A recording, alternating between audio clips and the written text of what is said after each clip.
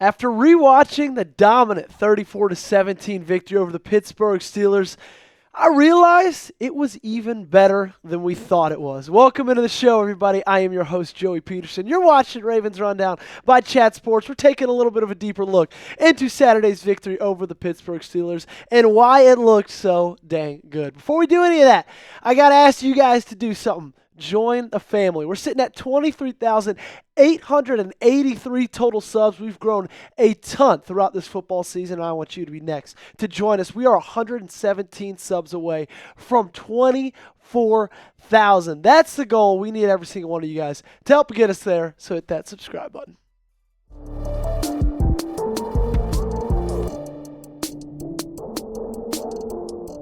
So like I said at the top of it, on today's show, we're taking a deep dive into the Saturday win against the Pittsburgh Steelers. We're going to look at some film, we're going to look at some stats, and we're going to talk about my three biggest takeaways after the rewatch. Okay, so my kind of like initial thoughts on this all, the initial takeaways after rewatching everything, I got three. The offensive line was dominant. The Lamar Jackson effect is real and in full effect at the end of this season.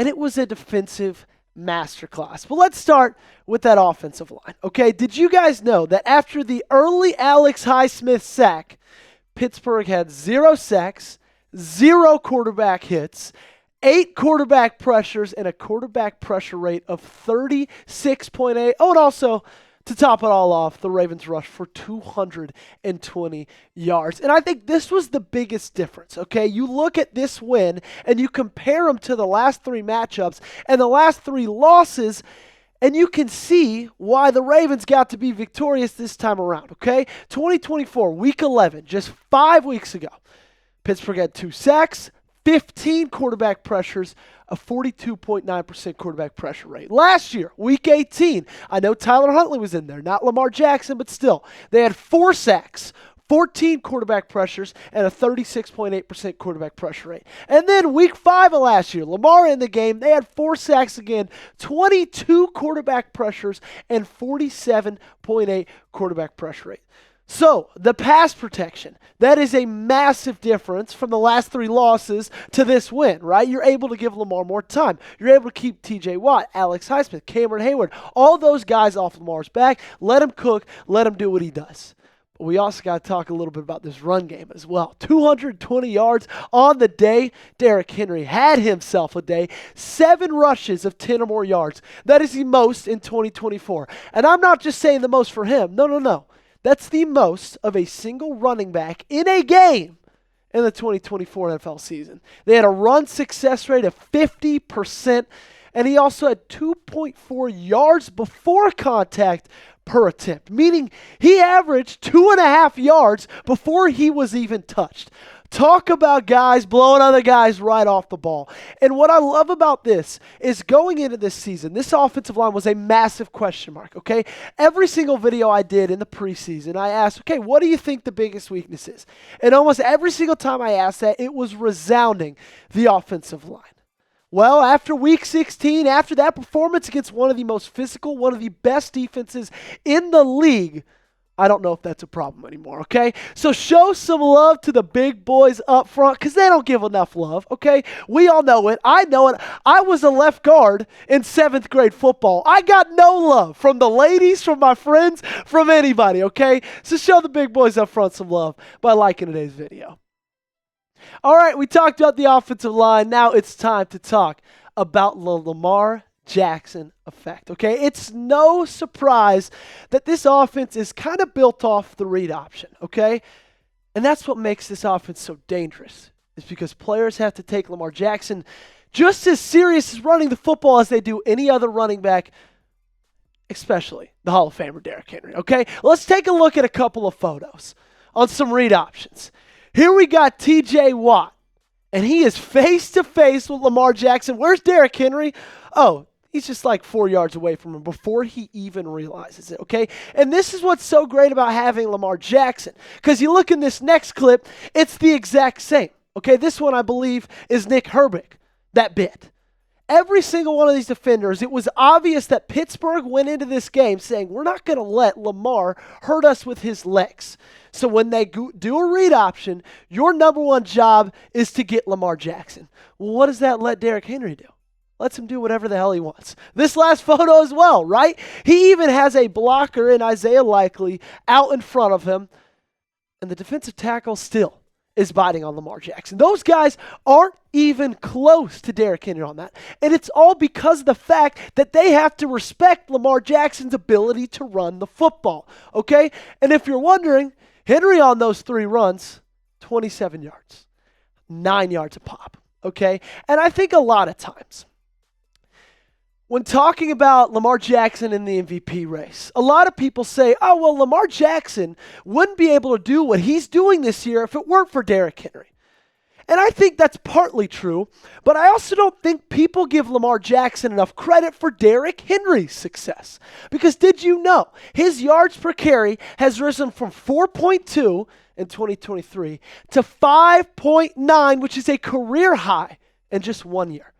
In my opinion, that's what I call the Lamar Jackson effect, okay? People can talk all they want about how Lamar has success because of Henry, but I think we also need to realize that a lot of Henry's success is because of Lamar Jackson as well. Because defenses have to treat Lamar Jackson as a legit running threat, okay? This isn't the Tennessee Titans. They can't just sell out on the fact that Ryan Tannehill isn't going to keep it. They can't just sell out on the fact that Will Levis sucks. They got to prepare for number 8, especially when it comes to running the football, okay? Who is your team MVP? 16 weeks through the season, 2 weeks left to go. Is it Henry or is it Lamar, okay? If it's Derrick Henry, go ahead. Give me a 22 in the comment section down below. And if it's Lamar Jackson, go ahead and give me an 8. This is going to be the pinned comment on today's YouTube video. In just a second, I'm going to talk about the sponsor of today's video, Prize Picks. And while I'm talking about Prize Picks, go down in the comment section. Find this pinned comment. Give me a 22 or an 8.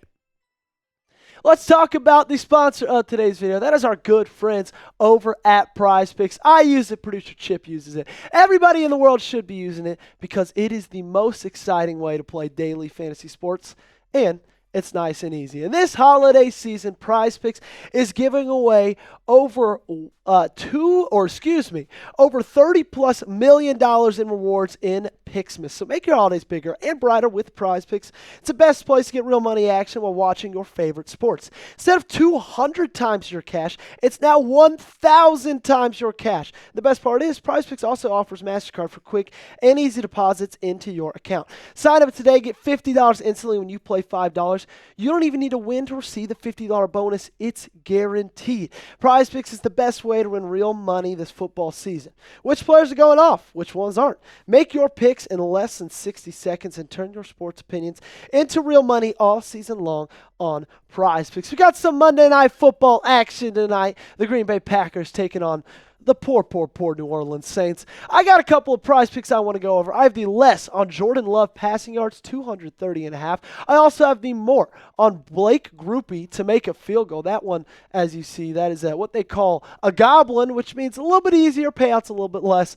But hey, I like Blake Grupe. And then I also have the less on Spencer Rattler passing yards. So download the Prize Picks app, head over to Prize Picks, and use code CLNS to get $50 instantly when you play $5. That's code CLNS on Prize Picks to get $50 instantly when you play $5. You don't even need to win to receive the $50 bonus. It's guaranteed. Prize Picks, run your game.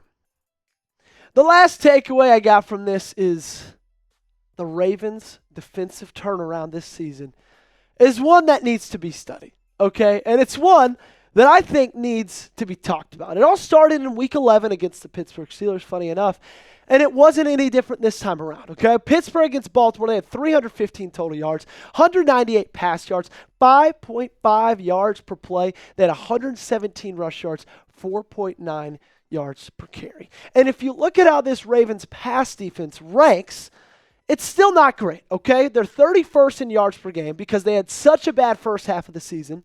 but they're up to 19th in yards per play at 6.3. That's up 4 spots from the last time we looked at this list. And then their pass play percentage, still 63.6. Yards after catch, 1,887. They've climbed 7 spots since the last time we viewed this. Yards after catch over expected, 259 more than expected. That's a 6 spot climb. They're at 19th right now. And if you look at their last 3 games, it just shows you. You can see perfectly at the turnaround that this team has had. Pass yards per game, 163.7. That's 3rd in the NFL in the last 3 games. Completion percentage, 61.8. That's 8th in the NFL in the last 3 games. Yards per play, 5.5, tied for 2nd. Passer rating, 83.8, that's 8th. And then passing touchdowns per game, 1.3, that is tied for 2nd, okay? And we said it all season. We said that if this defense can figure their stuff out, that this team might be the title contender in 2024. Because we knew the offense was going to do what the offense is going to do. Okay, when you have Lamar Jackson, Zay Flowers, Derrick Henry, Mark Andrews, all on one side of the football, they're going to perform. They're going to put up points. But could this defense limit teams? That was the big question. And I firmly believe now, after week 16, after seeing this for 5 straight weeks, I don't think it's a fluke. I think it's legit. I think they figured it out. And I want to give a special shout out to my guy Marlon Humphrey. He is having an all-pro caliber season.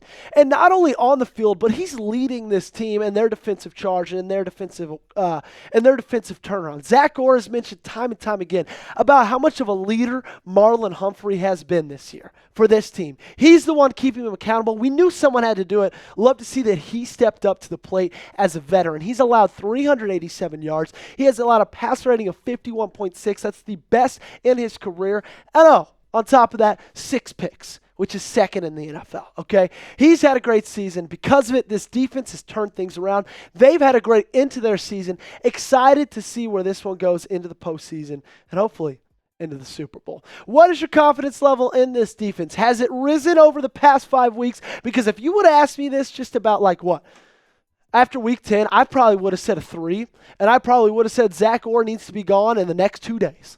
But now I think I'm sitting about an 80. I'm real confident. You let me know down below.